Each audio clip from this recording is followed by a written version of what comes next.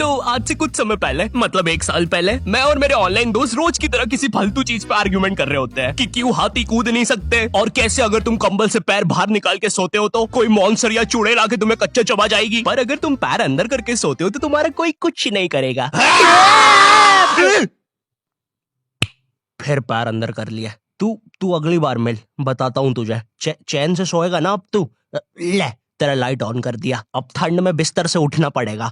ले तेरा पंखा भी ऑन कर दिया अब तो ऐसी किसी बात पे आर्ग्यूमेंट चल रहा होता है, तो उसी बीच न जाने मेरे दिमाग में क्या आता है और मैं बोलता हूँ, तुम लोग अच्छे लोग हो, हमें मिलना चाहिए। ये सुन के भैया सन्नाटा मच गया। हाँ क्या बोला तूने? आयु तुझे पता है ना, ऑनलाइन दोस्त कभी मिल नहीं सकते। इनफैक्ट ऑनलाइन दोस्त जैसी तो कोई चीज ही नहीं होती, हम सब तो रोबोट है। आयु तू हमारा दोस्त हो ही नहीं सकता, हम जा रहे हैं। फिर उन लोगों ने एक दूसरे के गले में हाथ डाला और न जाने क्यों गुस्से में डोरेमोन का थीम सॉन्ग गाने लग गए, वो भी तमिल में।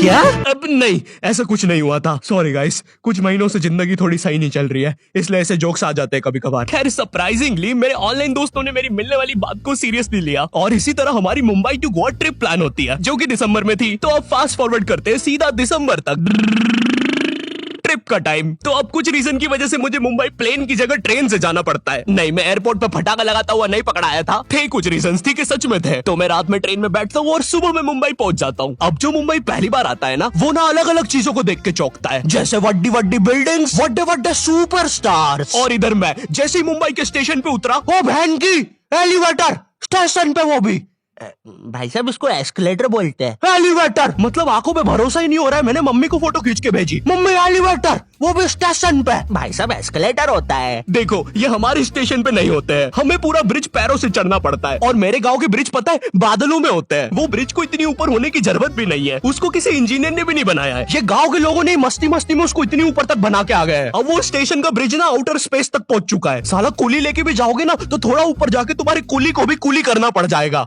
भाई साहब कुली करना पड़ेगा।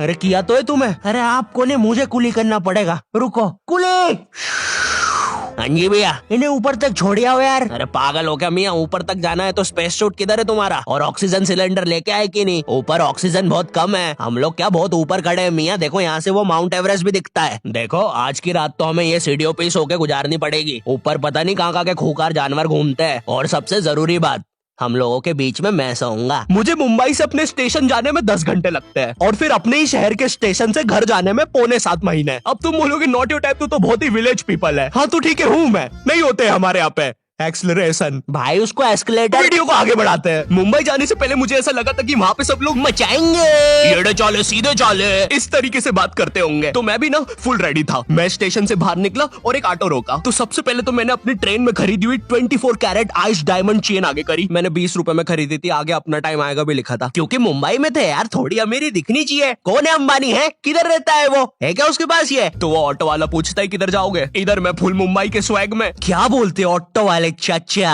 अंधेरी चलोगे क्या? चलो ना, मचाते ना अंधेरी में चल के।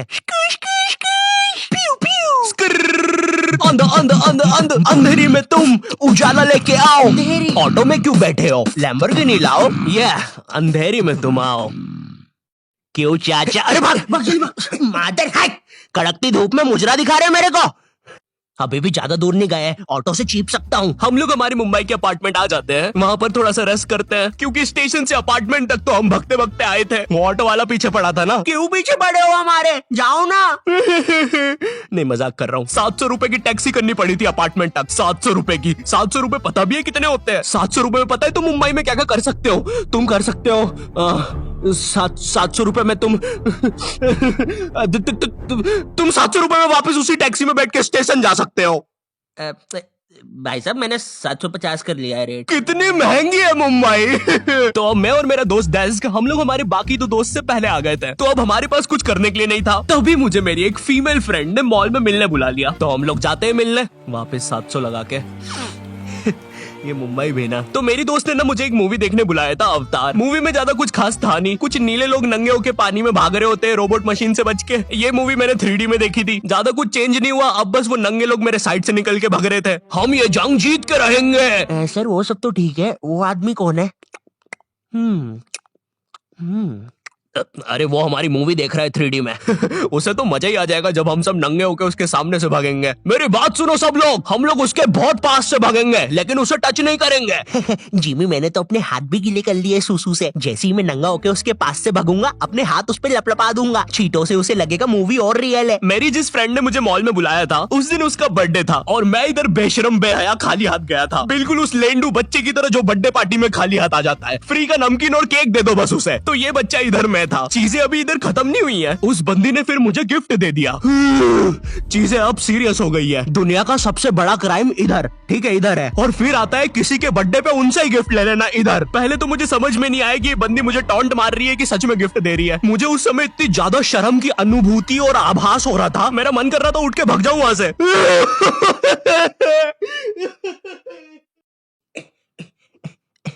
अरे वो बाहर बहुत गर्मी है ना, इसलिए मैंने सोचा स्प्राइट पी लूं आके। और पेरी पेरी फ्राइज भी मेरे फेवरेट है।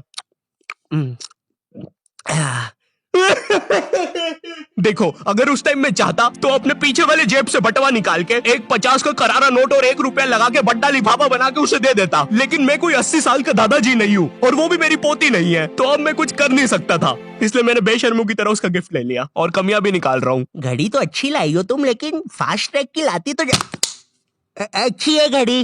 इस ट्रिप पर ना हमारे बहुत ज्यादा पैसे खर्च हो गए थे, इतने कि मैं अपने बेसमेंट वाले बच्चों को खाना तक नहीं खिला पा रहा हूँ। चुप रहो, मैंने कहा ना नहीं मिलेगा खाना। आप पैसे के लिए India number 1 opinion trading app Probo पे क्यों नहीं जाते? हाँ, आप बस यहाँ पे यस और नो का आंसर देके लाखों में पैसे कमा सकते हो। प्रोबो एक ट्रस्टेड ऐप है जिस पर 1 करोड़ से भी ज्यादा यूजर्स हैं। यहाँ पर क्रिकेट, फाइनेंस, एंटरटेनमेंट और कई सारी कैटेगरीज में क्वेश्चंस है। जैसे अभी T20 सीरीज में इंडिया वर्सेस आयरलैंड में कौन जीतेगा? इंडिया ही जीतेगी। तो मैंने यहाँ यस दबा के क्वांटिटी स्लाइडर को बढ़ा दिया। अब अगर मेरा ओपिनियन सही होता है तो मुझे रियल कैश मिलेगा। अरे लेकिन विराट कोहली भाई, मैंने आपको कब पकड़ा? यहाँ तुम गूगल पे, पेटीएम, यूपीआई की मदद से आराम से 24/7 विड्रॉ कर सकते हो। ओ बाय द वे मैं पुलिस हूँ, तुम्हारे बेसमेंट की जानकारी मिली थी और प्रोबो का लिंक डिस्क्रिप्शन में है। डाउनलोड करने पर हम सभी को 25 रुपए का वेलकम बोनस भी मिलेगा, तो अभी जाके डाउनलोड करो। रात तक मेरे बाकी दोस्त भी आ गए थे, तो फिर हमने मुंबई की फेमस जगह, अरे वहीं जहाँ सब लोग जाते हैं घूमने के लिए, वहाँ घूमना स्टार्ट कर दिया। लेकिन जब तुम तुम्हारे दोस्तों के साथ रहते हो तुम्हारे दिमाग में मस्ती रहती है। तो एक मॉल में हमें एक सांड वाला झूला दिखता है। अब उसे देख के एक 21 साल का मैच्योर आदमी क्या करता? पापा बहुत बीमार है,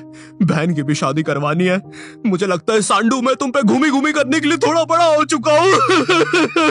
लेकिन मेरे 21 साल के दोस्त ने क्या किया? घूमी घूमी। अब यहाँ एक सांड को दूसरे सांड पे चढ़ता हुआ देख हमें भी मस्ती छूटी। हम भी भाग के वो झूले के पास, भैया और तेज चलाओ, भैया और तेज, भैया और चलाओ तेज।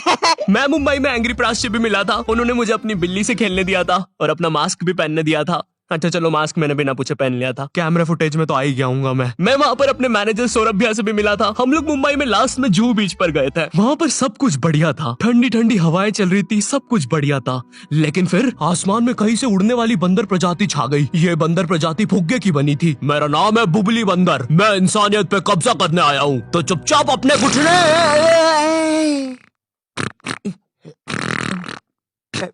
है दोस्त, क्या तुम प्लीज मेरी बूंद में हवा भर सकते हो? मुझे तुम्हारी दुनिया पे कब्जा करना है, प्लीज। मुझे कोई दिक्कत नहीं है। कमलेश, कमलेश। हाँ मैंने सुन लिया था पहली बार में। कमलेश मैं जानती हूँ हम दोनों ज्यादा क्लोज नहीं है, लेकिन इसका मतलब ये नहीं तुम एक बंदर के साथ संबंध बना लोगे। मैं जा रही हूँ। कमलेश जाने दो उसे, मैं तुम्हें उससे भी ज्यादा चीजें दे सकता हूँ। मुंबई के बाद हम लोग निकलते हैं गोवा के लिए। गोवा काफी चिल जगह थी, मैं वहाँ पर काला भी हो गया था। दिन भर बीच पर धूप में भटकने के कारण सच में वहाँ पर धूप तो बहुत ही ज्यादा थी, मतलब इतनी ज्यादा कि जमीन के अंदर से लोग बाहर आ रहे थे या अंदर जा रहे थे। कोई मुझे बताएगा ये क्या हो रहा है यहाँ पे? गोवा में तुम ऐसे बीच पे राइड्स वगैरह कर सकते हो, जैसे जेट स्की। इसमें ना तुम्हें आगे टंकी पे बिठा लेंगे बच्चे की तरह और पानी का एक चक्कर काट के वापस ले आएंगे। ये चलो ना। अरे हो गया भैया, अरे हम तो किनारे से ही वापस आ गए। इसके बाद आती है कुछ जानलेवा राइड्स, डेंजर राइड, जिसमें तुम्हें बोट से समुद्र के बीचों बीच ले जाएंगे और पतंगा बना के उड़ा देंगे। एक और चीज रहती है, जब तुम समुद्र के बीचों बीच पहुंचते हो ना, तो वो बोट वाला तुमसे पूछता है कि तुम्हें पानी में जाना है क्या। तो अब यहाँ पे जिसको तैरना नहीं आता है वो तो कुछ नहीं बोलेगा, लेकिन उस समय मेरे दिमाग में पता नहीं क्या चल रहा था कि मुझे पूरे गोवा के एक्सपीरियंस लेने हैं। मुझे तैरना नहीं आता है, मैं उतर गया समुद्र में। शुरुआत के 2.25 सेकंड तो कुछ भी नहीं हुआ, फिर पानी मुझे नीचे खींचने लगता है। ये तो कुछ भी नहीं, अब मैं बोट से भी दूर जा रहा हूँ धीरे धीरे। भैया भैया भैया भैया घंटा नहीं सुन रहा मेरी बात, मेरी इधर फटी पड़ी है, मैं कुछ भी चिल्ला रहा हूँ पानी में।